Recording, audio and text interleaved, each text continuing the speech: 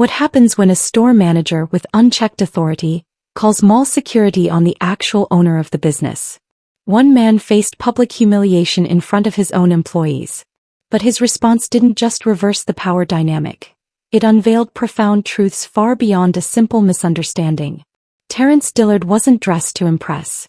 In a simple gray hoodie, worn jeans, and old sneakers, he was deliberately inconspicuous. That was the point. When he stopped by Valera Studio, the boutique he co-owned in downtown San Jose, he wasn't seeking recognition. He was there to perform routine inventory checks and inspect incoming shipments. Nothing out of the ordinary. He'd been doing it this way for years, keeping the focus on the merchandise, not the man. It was a quiet Tuesday afternoon, early, with just a handful of young professionals browse handbags and jackets. Terrence stood by the stockroom, tablet in hand, meticulously cross-referencing product codes. He didn't notice the man observing him from the cash register. "Excuse me," a firm voice cut through the soft background music. Terrence looked up. "I'm going to need you to leave," the man stated flatly. Terrence blinked. "Sorry." The man clarified, "You don't work here. You're making the customers uncomfortable." It took Terrence a moment to process. The man, around 40, clean-shaven, wore a crisp dress shirt with a name badge. Colin Prescott, regional manager. This was new. "I'm one of the owners," Terrence responded calmly, "just doing some checks." Colin's expression hardened. "Right. Look, you can't just say that. I don't recognize you and I don't appreciate being lied to. Let's not make this any more difficult." Terrence frowned. "I'm not lying. My name is Terrence Dillard. I co-founded this store with Sean Kittrell. I've been involved since day one." Colin shook his head, dismissive. "I was hired last month to streamline operations across the district. I don't tolerate loitering or staff bringing in friends to mess around in the back."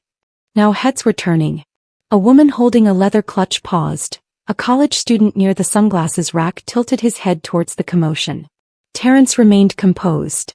"Why don't you call Sean or check the owner registry?"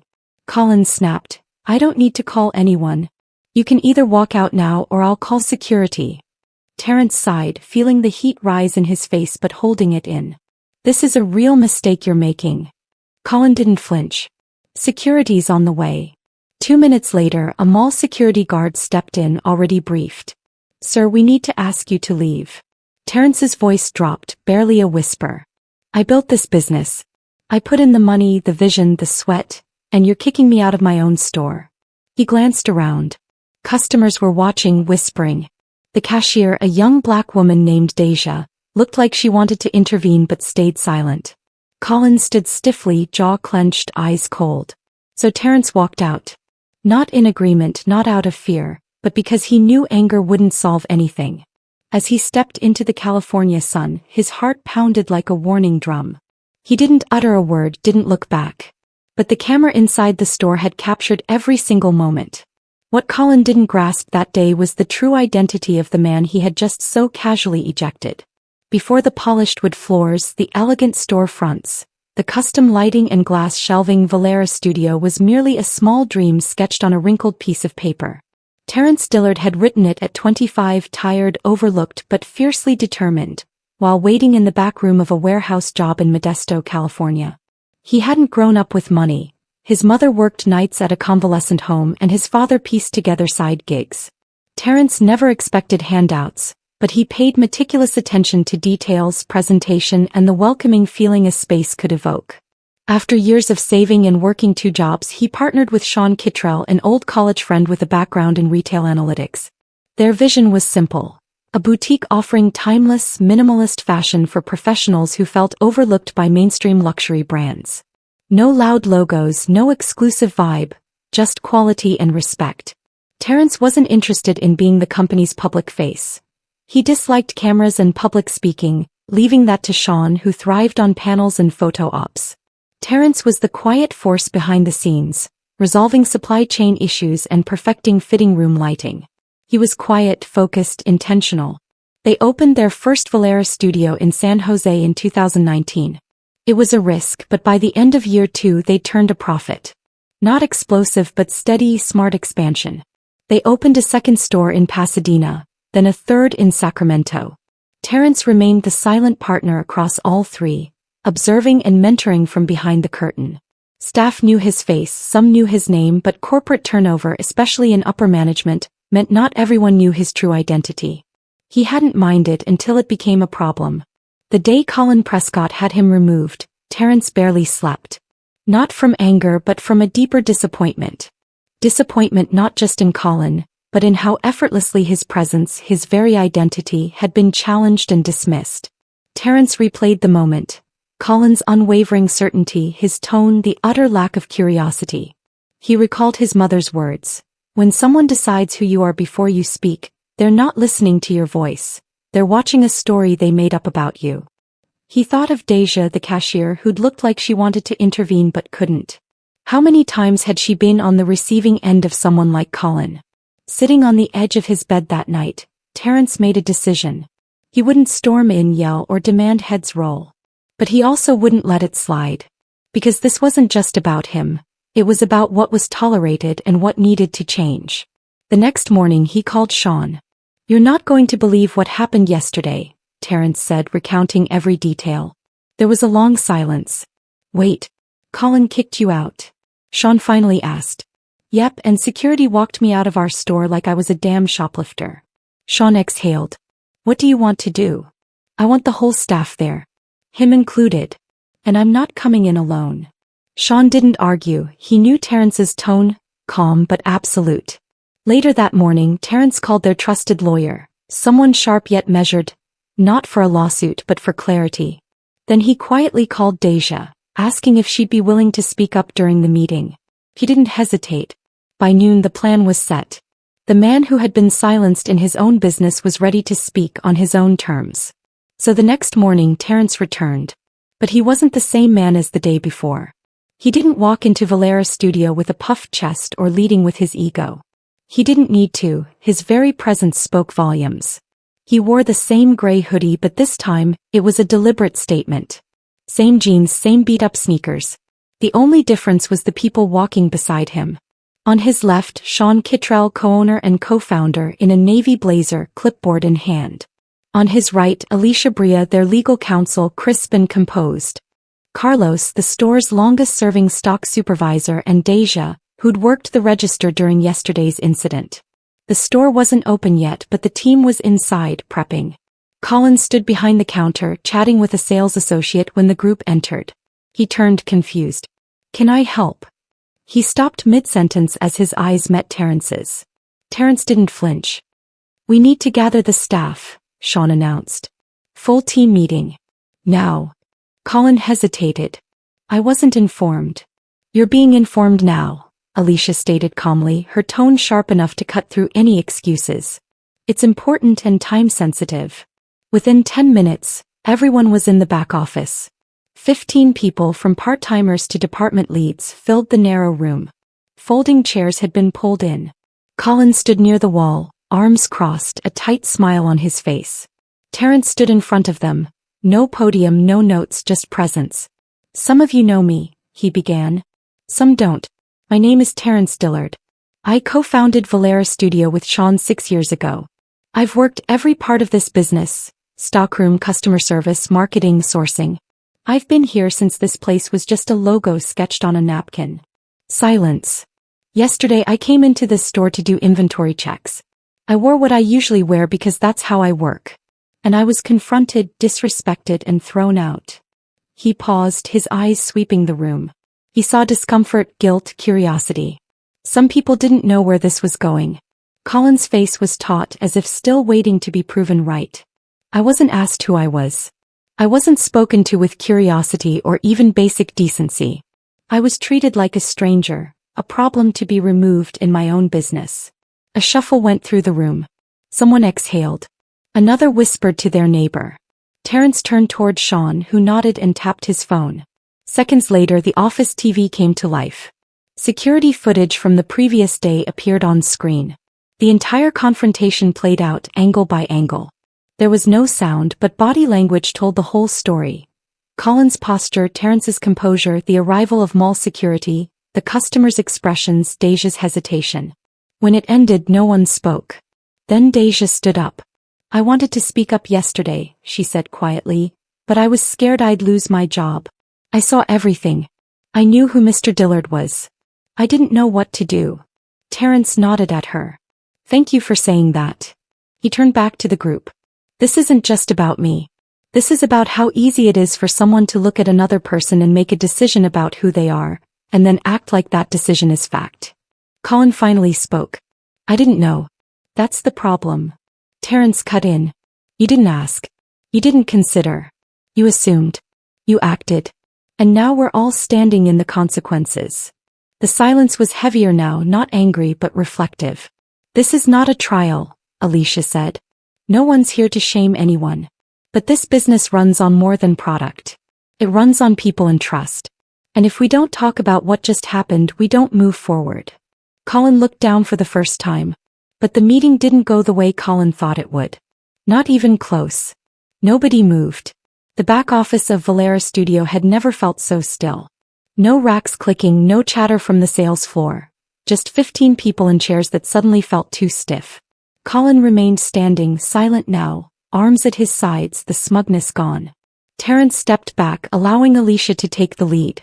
We're not here for damage control, she said, her voice even. This isn't about PR or saving face. This is about understanding what happened and figuring out what kind of culture you all want to be a part of. She turned slightly, facing Colin. When someone walks into a space they helped build and is treated like an outsider, that isn't just a mistake. That's a message, whether you meant it or not. Colin opened his mouth, paused. I understand how it looked, but I genuinely thought. No, Terrence said, his voice low but audible to everyone. He didn't think. That's the issue. The words hung there. Then Carlos spoke up from the back. Can I say something? Terrence nodded. I've been here since day one, Carlos said. I remember when we had folding tables for displays. I remember when Terrence used to bring us lunch during shipment days. You treated him like a thief, man. And I get it, maybe you didn't recognize him, but your tone, that wasn't about security protocol, that was about control. A few heads nodded slowly. I've seen how you talk to staff, Carlos continued. You manage like we're beneath you, like it's your job to keep us in line. Colin shifted uncomfortably. I have a job to do, he began. Deja cut in. So do we. But doing your job doesn't mean looking down on people. The room began to breathe again. People found their voices. Talia, a merchandiser, leaned forward. I thought it was just me. You walk past and don't say hello. You act like we're lucky to be here. Sean stepped forward. This business was built on respect. We don't carry luxury fashion to impress people. We carry it to give people something that feels worth their time. That includes our team. Colin looked overwhelmed, his face flushed, his eyes darting from speaker to speaker. I was brought in to bring structure. I didn't realize. I never intended. But that's the point, Terrence said. Intent doesn't erase impact. Colin swallowed hard. I don't hate you, Terrence said. I don't even want revenge. But I'm not going to pretend like this didn't happen, because every person in this room watched it or felt it. He paused, letting the words settle. If you can't lead with humility, you shouldn't be leading. No one clapped, no one cheered. This wasn't a movie, it was real and everyone felt it. Terrence turned to the staff. I know what it's like to feel invisible, to have someone shrink you without saying your name. That's not how we run things here, not while I'm around. A long silence followed. No one dared to check their phone. It wasn't just a meeting anymore. It was a moment people would remember. Finally, Alicia looked to Colin. You'll have a chance to speak again shortly, but for now we're asking the team to take a short break. Come back in 20 minutes. We'll be making a decision about the next steps. People stood quietly, unsure what to say. Most gave Terrence a nod of acknowledgement. A few made eye contact for the first time all week. When the room cleared, Colin stayed behind. He looked up. I didn't know you were the owner. If I had, I wouldn't have. Terrence didn't let him finish. But that's the issue, Colin. Respect shouldn't come with a title. Still, it wasn't about humiliating Colin. It was about something bigger. By the time the team filed back into the room, the mood had shifted. Some were quieter, others more thoughtful, but one thing was clear. People were listening in a way they hadn't before. Terrence remained at the front, arms crossed, not out of anger but clarity. His silence was more commanding than anything Colin had said since the beginning of the meeting. Colin stood off to the side, no longer trying to assert himself. He looked smaller now, not physically but emotionally, like the weight of what had just happened was finally registering. Alicia cleared her throat. "We're not just here to evaluate one moment," she said. "We're here to talk about how that moment reflects something deeper. This isn't about throwing blame, it's about being honest. So if anyone has something to say it now." There was hesitation, then Talia spoke again. "I think part of the problem is we all just learned to work around it," she said. "We made excuses for how we were treated. We figured that's just how upper management is. But it's exhausting pretending like it doesn't get to you." Carlos nodded. "That's real. Some of us don't say anything because we think it'll cost us hours or chances to move up." "I've worked retail 6 years," said Marlon, a floor assistant. "I've been followed in stores where I shop. I've been questioned in places where I work. You start thinking it's just the way things are. But it shouldn't be normal to feel like you're not welcome when you clock in." Colin opened his mouth again, then paused. He looked at Terrence. "I know there's nothing I can say that fixes what happened yesterday. But hearing all of this, maybe I wasn't paying enough attention. Maybe I walked in here thinking I knew what this place needed without asking the people who've been here the longest." Terrence finally spoke. "You didn't ask. But now you have a choice." Colin blinked. "What do you mean?" Sean stepped forward. "You can resign. We won't stop you. Or you can stay and go through a full accountability review that includes employee interviews, shadowing different roles, mandatory bias training, and direct mentorship from us. No title, no corner office. Just you learning the culture you tried to control without understanding." Colin looked stunned. "You're giving me a chance?" "I'm giving you responsibility," Terrence said. "You wanted to lead? Then start by listening." There was something about the way he said it, direct, without ego, that hit harder than any scolding could have. "I want to learn," Colin said after a pause. "I don't want this to define me." Terrence looked him in the eye. "Then let it refine you." The room was quiet again, but this time the energy had shifted towards something else. Not pity, not punishment, just change. Talia raised her hand. "If he's staying, I want to be one of the people he shadows. I want him to see what a full day on the floor really looks like." Deja smiled. "He can follow me too. I'll even show him how to handle rude customers without calling security." A few people chuckled. Even Colin cracked a smile. But no one was laughing at the moment. They were letting go of something heavy. Terrence stepped back again. "You all deserve to work in a place where you feel respected. And that starts today. Not just because of what happened but because you spoke up. That matters." Sean chimed in. "This company doesn't grow if the people inside it feel small. Remember that." Colin sat down for the first time that morning. He looked like someone ready to take notes. Before it could end, Terrence had one final decision to make. He stood near the back of the office now, letting the conversation settle. People had spoken up. Colin had listened, truly listened, for the first time since stepping foot in the store. But there was one thing left to address, and Terrence knew he couldn't walk away without saying it. He looked around the room, then back at Colin. "You said you want to learn. That matters," he said, his tone measured. "But learning doesn't come without consequences, and sometimes it doesn't come without discomfort." Colin didn't argue. He sat upright, hands on his knees, eyes steady but unsure. "This isn't about saving your job," Terrence continued. "This is about making you useful to a place you thought you already understood." Colin nodded once, quietly. "You won't be regional manager anymore," Sean added, cutting through the air like a clean blade. "Effective immediately, your position is suspended." Colin flinched but didn't push back. Instead, Terrence said, "You'll work in this store 3 days a week under supervision. You'll report directly to Carlos and Deja. No corner office, no team under you, no decisions made without checking in first." Colin looked surprised but didn't protest. "You'll learn the layout, the language, the pace. You'll take customer calls, process returns, clean the fitting rooms.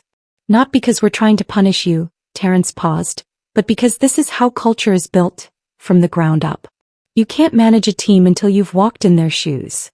Colin let out a breath. "I'll do it. I mean that." Terrence held his gaze. "We'll see." Then he turned to the team. "You all deserved more than what happened, not just yesterday but before that too.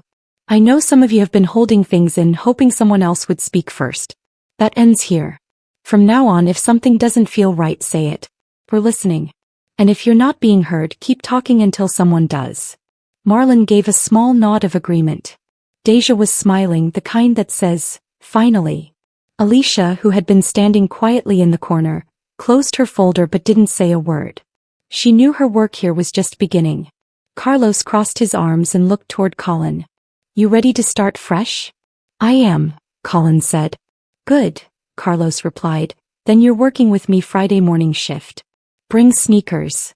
Laughter broke the tension like a crack in heavy concrete, just enough for people to feel the weight lift.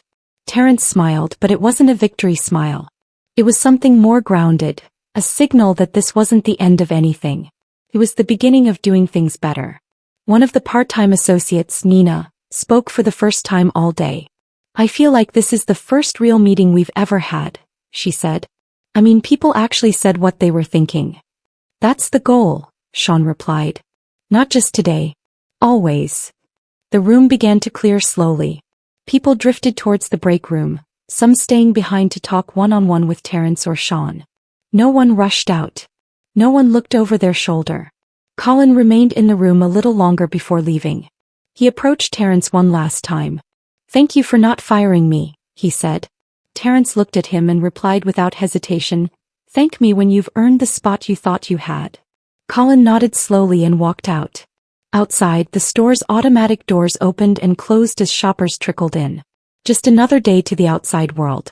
But for everyone inside Valera's studio, something had shifted for good. It was never really about punishment. It was about setting a new standard. 3 weeks later, a woman walked into Valera's studio and paused by the display window. She wasn't there for anything specific, just browse. But what she saw caught her off guard. A man in a tucked-in black apron was folding denim by the entrance, checking labels with focus and care. He greeted her with a quiet, respectful morning, then returned to his task. A few feet away, a young woman, Deja, walked over to help another customer try on a pair of boots, laughing at something they'd said. Everything looked ordinary, smooth. But if you'd been there that day, if you'd seen the meeting, the tension, the cracks forming and healing in real time, it wouldn't have felt ordinary at all.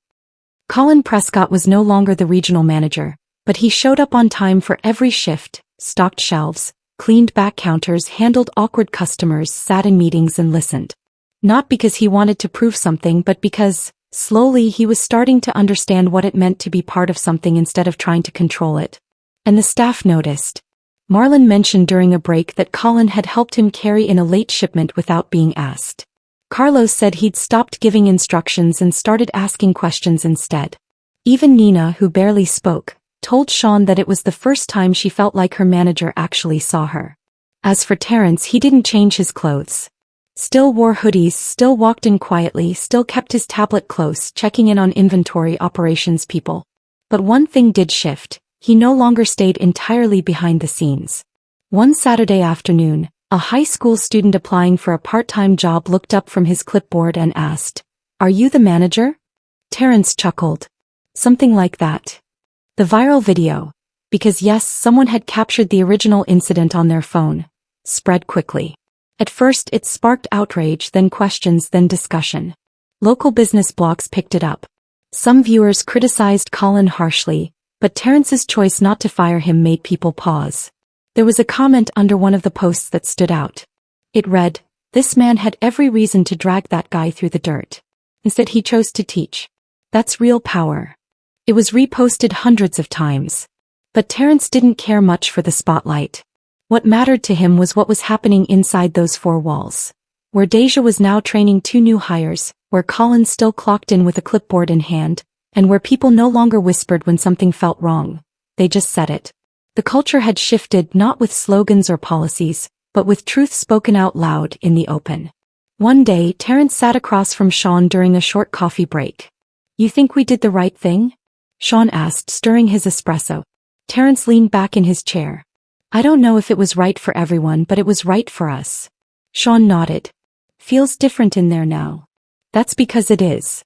Before he left, Sean added, "You ever think about speaking at one of those retail leadership summits?" Terence grinned. "Nah, I'd rather be in the back checking stock." And he meant it. This story wasn't about humiliation. It wasn't about a dramatic takedown or revenge. It was about accountability. About what happens when you stop letting silence speak for you. About showing people that leadership is measured not by your position, but by your response when the spotlight lands on your worst moment. Terrence didn't have to yell. He didn't have to fire anyone on the spot. He just stood in the truth and made everyone else stand in it too. If this story moved you, share it. Let someone else see what real accountability can look like. And if you believe in stories that make us think, subscribe. You'll want to be here for the next one.